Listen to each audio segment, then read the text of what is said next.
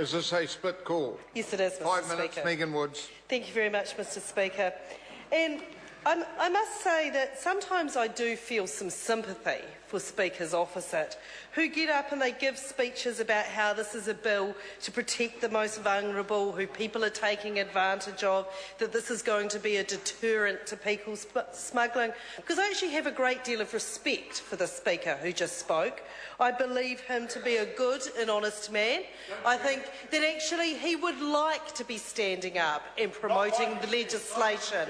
He would like to be getting up and promoting legislation that was doing what he told this House this piece of legislation is doing. But unfortunately for that member and for the people of New Zealand, the legislation that we have in front of us now does no such thing. This isn't a deterrent to those people who seek to people smuggle. This is about taking some of the most vulnerable people that speaker just spoke about and actually treating them in a very harsh way should they arrive. So I don't see that as good. One of the things that I'm also really sad and disappointed that we're standing here at the final stage of this legislation is that this government has missed a huge opportunity. They have not seized the opportunity put to them by other parties in this House to actually take this very serious issue of how it is that we do deal with the issue of refugees and we deal with the issues of people smugglers in a way that has cross-party accord, and that we don't see the situation that has arisen in Australia where it is a political football where every party has to out-tough each other, and it just ratchets up each election that each party needs to take a tougher line.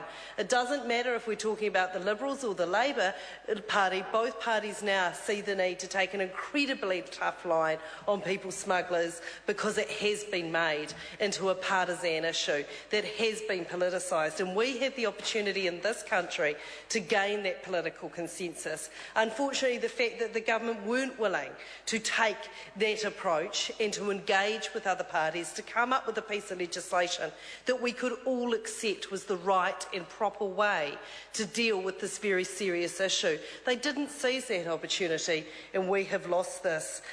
This bill that we have before us that is about to become law is simply a disgrace. It is about splits and divisions, and it's about unnecessary scaremongering.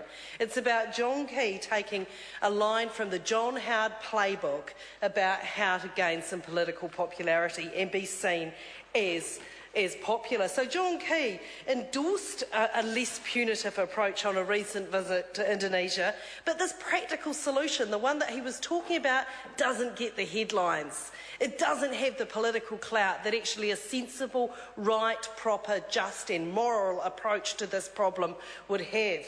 But so instead of that, he has taken the easy option and he's gone for the populist approach that he's looked across. Maybe Crosby Textor included it in one of their packages of advice that came across the Tasman, that maybe, you know, John, things aren't looking quite good. Those polls are slipping. How about you slip a bit of legislation in there to go hard on people smugglers and the arrival of boat people, because that is what this legislation reeks of.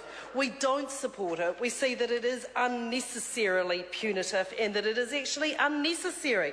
So the bill defines a mass arrival and allows for the mandatory detention under a group warrant for an initial period of up to 6 months of illegal migrants other than unoccupied minors arriving as part of a mass arrival group. I would like the previous speaker to reflect on how this is protecting the most vulnerable, how this is protecting the most vulnerable people who have been taken advantage of, because in that purpose of the bill, Dr. Calder, I don't see anything that is about protecting those most vulnerable people. It provides for further periods of detention for up to 28 days with court approval or release on binding conditions. And it empowers the suspending of the processing of refugee and protection claims by regulation. Rights are stripped away from these people. This is not about protecting people. This is about stripping away rights and making life even harder. Because millions of people enter New Zealand every year. Tens of thousands obtain student visas and many more are granted work visas or permanent residency. And our system copes with the very few instances and the unlikely threat of a group of arrival of more than 11 asylum seekers should not pose a significant problem. We already have ways to deal with this. It is not a problem. It is a political line looking for a problem. Catherine Delahunty. There you go, William. Nā koutou katoa, and tēnā